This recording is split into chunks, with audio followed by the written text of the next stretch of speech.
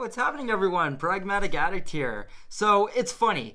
In my most anticipated films of 2025 video, I was saying that I wasn't surprised, but saddened by just how many of these public domain cash grab films were apparently coming out in 2025 alone. And I just wanted to say, allow me to clarify, as this is only my second review of the entire year, and even more so, week after next, we get the next one with Screamboat coming out.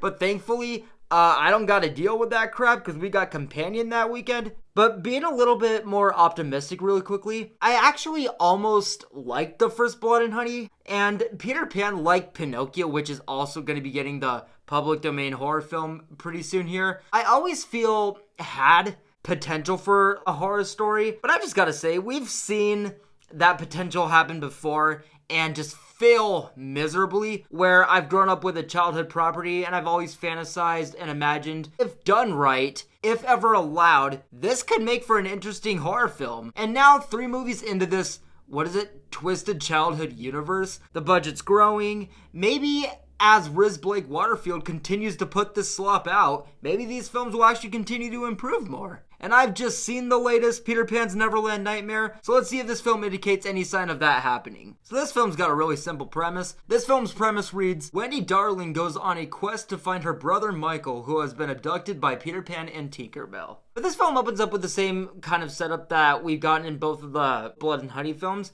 which now I'm thinking that this is probably just going to be their signature setup where it's got that storybook recap. And going back to the higher budgets, I will say, I do see more life coming to these intros with each release so far. I'm not sure if this was supposed to be more so ripped out of the Disney Peter Pan, because for what it is, as a recap intro to this movie, I feel like most people that go into this movie will think of the Disney Peter Pan. I mean, I obviously didn't need a Peter Pan recap, but with these films seemingly having this as their signature and again increasing their budgets, I'm not mad at these little setups.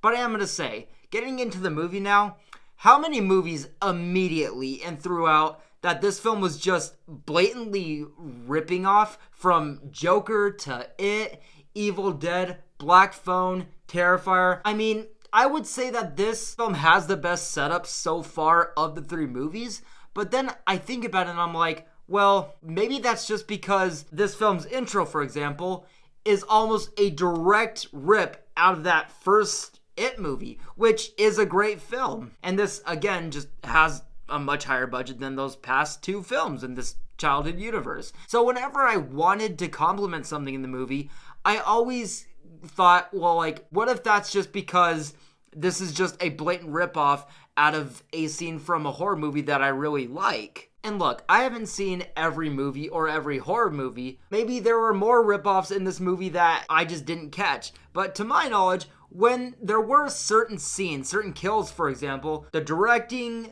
tone, location use during those more important movie sequences, and when I couldn't make a comparison to another film, things worked fine enough. There was definitely potential there, and I would have liked to see what the film would have and could have been had it tried harder with being and doing its own thing. But I hate to say this, but the best or most entertaining things in this movie, the most memorable things in this movie, were still sadly the things that I saw as ripoffs to other horror movies. And even more so, what I found to be pretty distracting is that whenever I saw an original thing in this movie that I liked, again, it really only went to I see potential. For example, there's this hide and seek sequence in the movie where Michael is playing hide and seek with Peter Pan after he kidnaps him, and there's this whole mannequin scene, which I know sounds just cliche as fuck.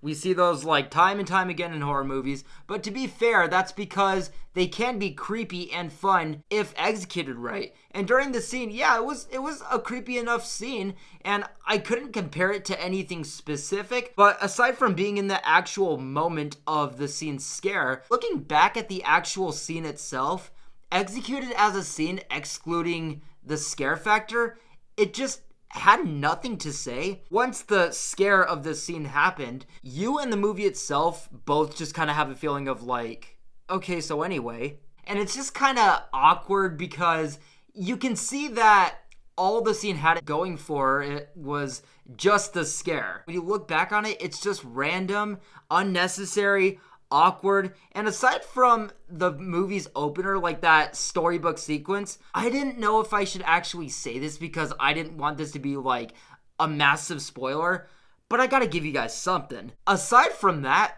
this movie really has nothing to do with Peter Pan anything. It's just a hodgepodge of ripoffs from other horror movies with Peter Pan slapped onto the title for marketing?